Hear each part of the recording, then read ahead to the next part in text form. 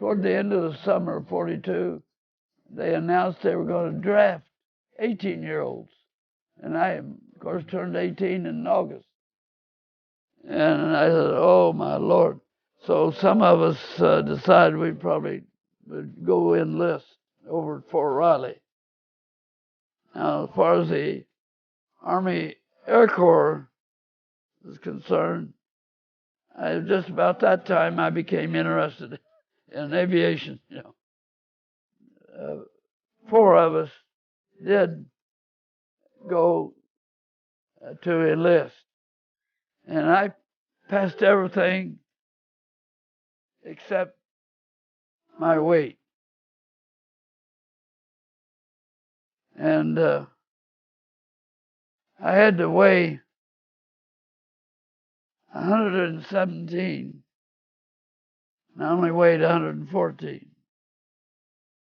Of course, I went back and a lot of milkshakes and everything else. And when I reached 117, I went back and they enlisted me. And that was on the 5th of November of 42. This was after we'd finished our operational training in P-47s. After that, we went to advance and flew the AT-6, the Texan. And of course, about halfway through advance, they told us we could go downtown and order our uniforms. Getting ready to be second lieutenants. We went to operational training. Okay. Went to Blackstone, Virginia, to check out in the P-47, and then up to Dover to get our gunnery, air-to-air and air-to-ground gunnery training in P-47s, and then then to Novo to wait for shipment to war. I thought I could fly I could beat anybody in the P-47. And to be honest with you, if I had been flying a P-47, I wouldn't have been shot down. Because Lordy Pete, the people that flew them might get back home and then the damn pistons would be pumping, Where in the 51, it's inline engine. Meant your oil and your coolant was very, very necessary. I volunteered and joined the P-51 outfit that was just getting their airplanes. There was about four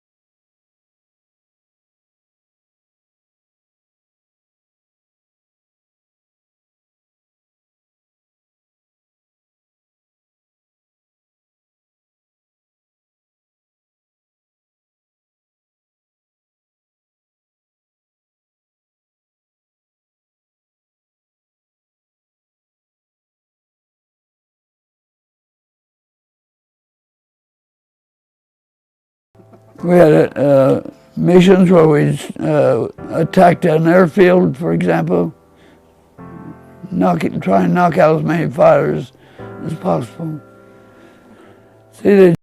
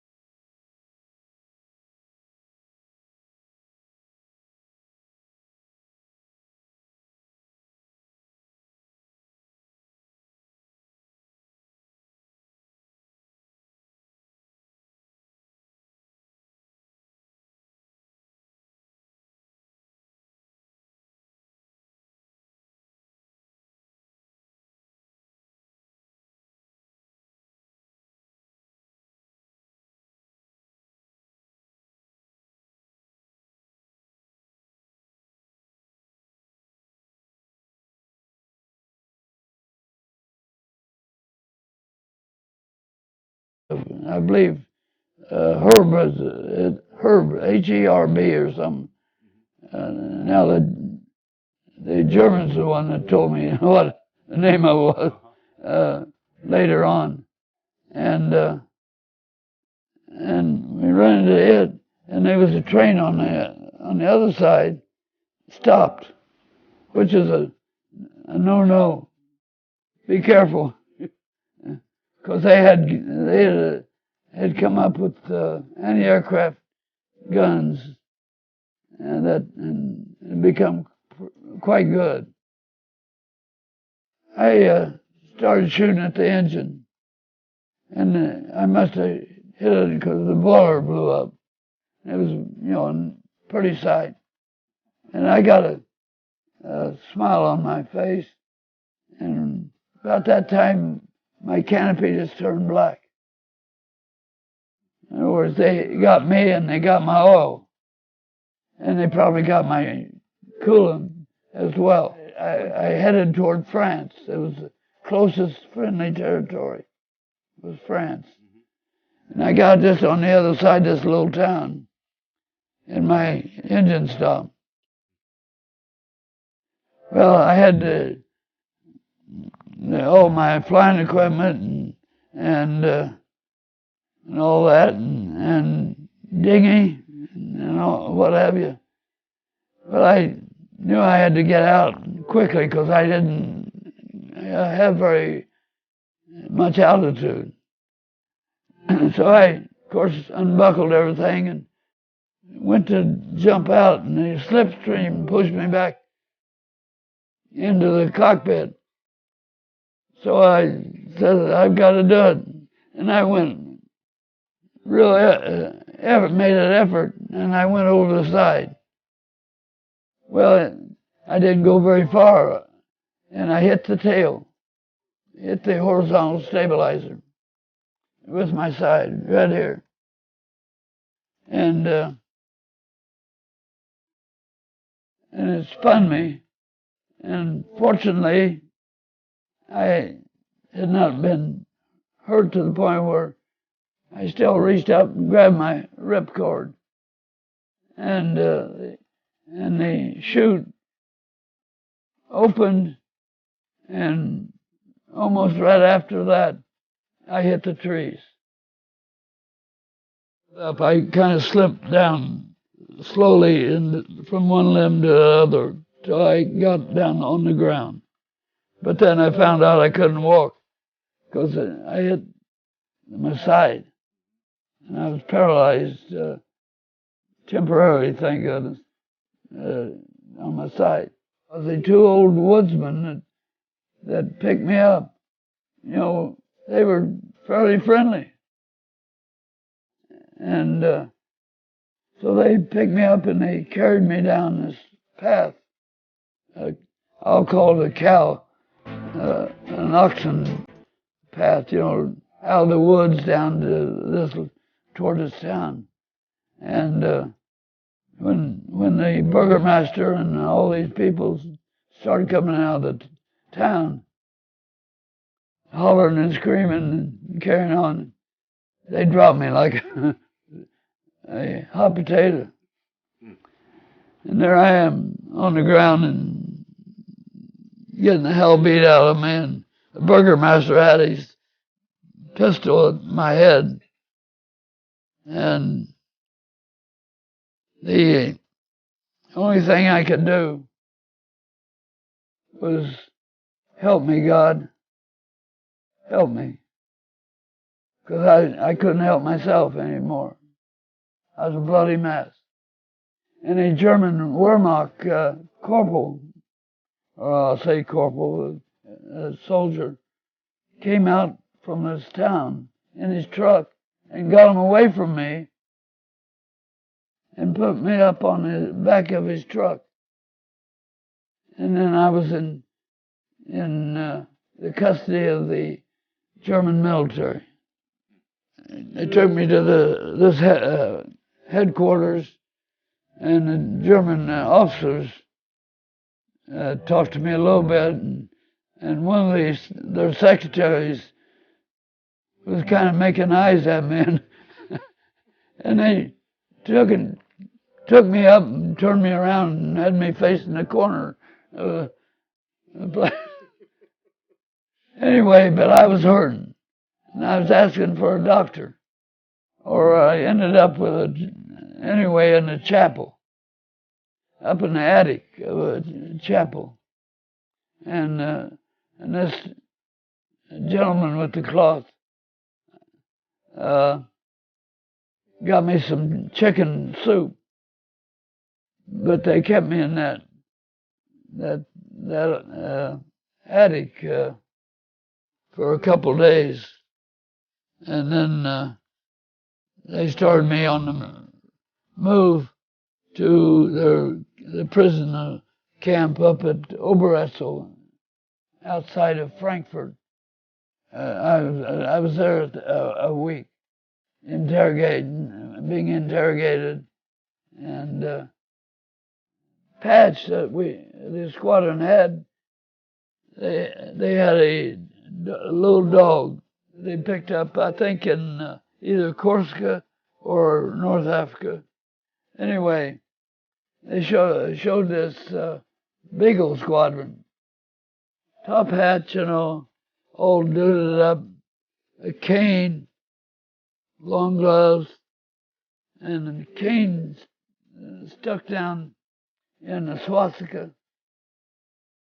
And the Germans didn't like all that, and they normally would take those patches and just rip them off, I kept my jacket.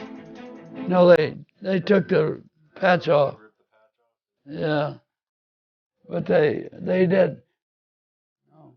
I was in solitary confinement with a little door where they could put some food in, and that sort of thing. Of course, when you'd beat on the door and let them know you had to go to the bathroom, well, they'd take you to the bathroom, but not by yourself. You was always escorted. Or they gave you a pair of socks or whatever piece of clothing you might need. A toothbrush for every seven of us. They sort of told you, you cooperate with us and we'll send you out to a prison camp where they play softball and they have movies and they treat you good food and everything. In other words, you tell us what we want, and we'll ship you out to someplace else. Remember, this is February of '45, and the Germans, they weren't getting too good a treatment themselves as far as food was concerned and all that. At a point in time, I know it looked like I and a whole bunch was headed toward a camp over near Berlin, but apparently the Russians had liberated it, and we ended up down in Nuremberg under very austere conditions. They moved us out of Nuremberg, at least the camp that I was in, on the 4th of April. And for 17 days, we were marching down to the camp near Munich, Moosburg. General Patton's, I think 14th Armored, came in to liberate the camp down at Moosburg, near Munich. Right off the bat, we were given food, soft food like oatmeal and that sort of thing. And of course, we were interrogated by our own people over Lahore, our intelligence people, looking for whatever information we might be able to provide them. it was certainly wonderful to see your parents again, and maybe a girlfriend or so. But yes, I asked to be assigned to where I could get a lot of flying time. Yeah.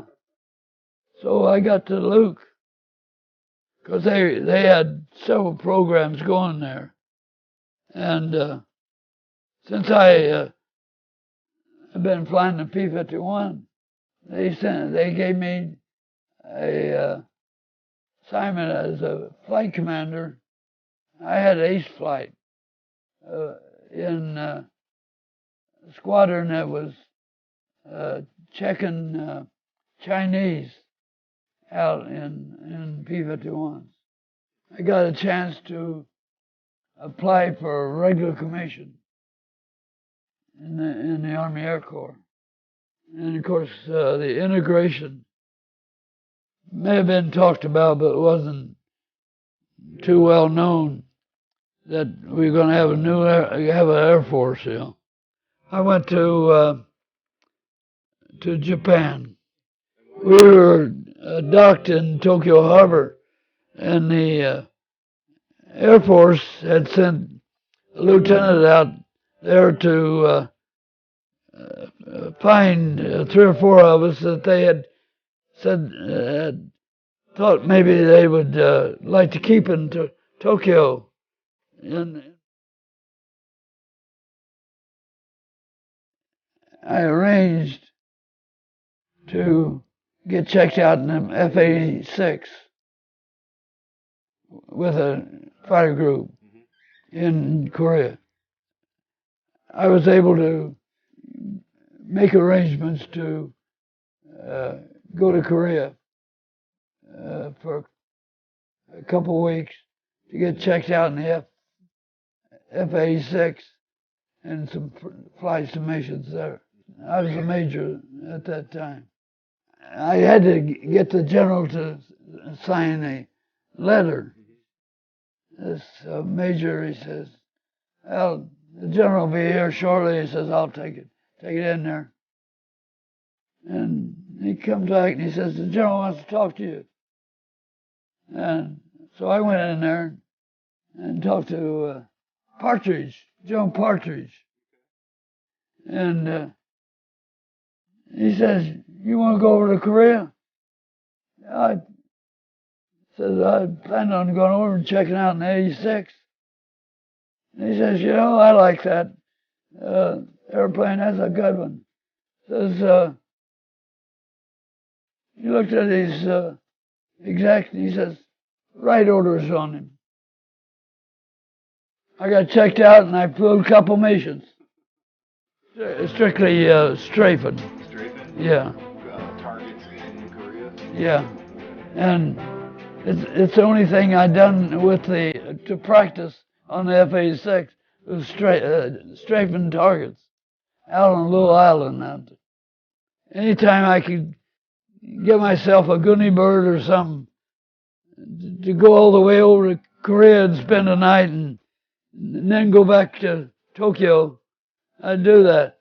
So you were working staff work in Tokyo, yeah, pushing paper, and then would sneak off to the Korean War to go fly strafing missions, and then go back to push paper. Yeah. That's pretty awesome. Try and maintain a currency and all that, and still keep the people happy with your paperwork. It's hard to do. You don't have any holidays and all that. You do it all at your desk. I had 3 lieutenant colonels working for me, and not one of them volunteered to go to Vietnam. I went to Da Nang to be the chief of the team there. I got transferred from the advisory group to the 7th Air Force as commander of Direct Air Support Center Alpha. General Key, the Prime Minister of South Vietnam, when I left that job up in Da Nang, went down in the train, he invited me to continue to fly the A-1, which we'd given the Vietnamese Air Force. So I could still fly with the VNAF and also fly with our people. You bet you were happy. I was. With the VNAF, it was regular strike missions. And on the other, it was primarily fact missions. Well, with the small observer aircraft that you're directing the guy on the ground. Close air support? Yeah, close air support, right. I was flying an A-37. On this particular mission, it was low clouds. And it was up right near the border where north and south, come together. And so the target was these English tanks. I say English, so the ones that built them. Anyway, and they were down there on the South Korea territory. And anyway, that was our target. Clouds were so high, you couldn't see one another all the time. So, the leader would come down and hopefully to be able to see the target and drop his bombs and then pull out and right into the clouds. And in my first tour over there, the advisors did the leading. My second tour over there, the Vietnamese were doing the leading. You were just tailwind, Charlie, Anyway, here I go. And I break out of the clouds at a very low altitude. And there's these 3 tanks, amphibious tanks. And I was lucky enough to get my bombs off and immediately back in.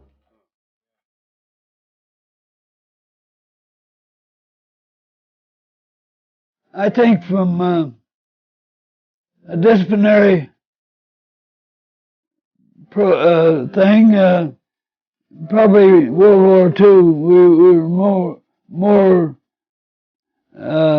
conscious of the fact that, yes, you had commanders that were truly commanders, rather than just somebody that's trying to get promoted to the next grade or something, Overall, I think we had some wonderful commanders in World War II. I mean, that was willing to take stand up and take the responsibility for things, And remember, a lot of them were right out of, they were changing from civilian clothes right to a uniform. They haven't had any big experiences.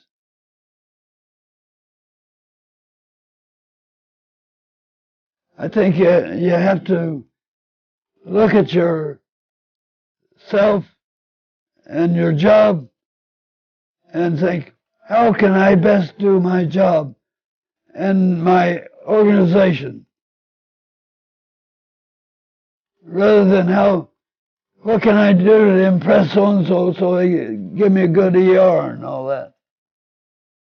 It's always get the job done, period.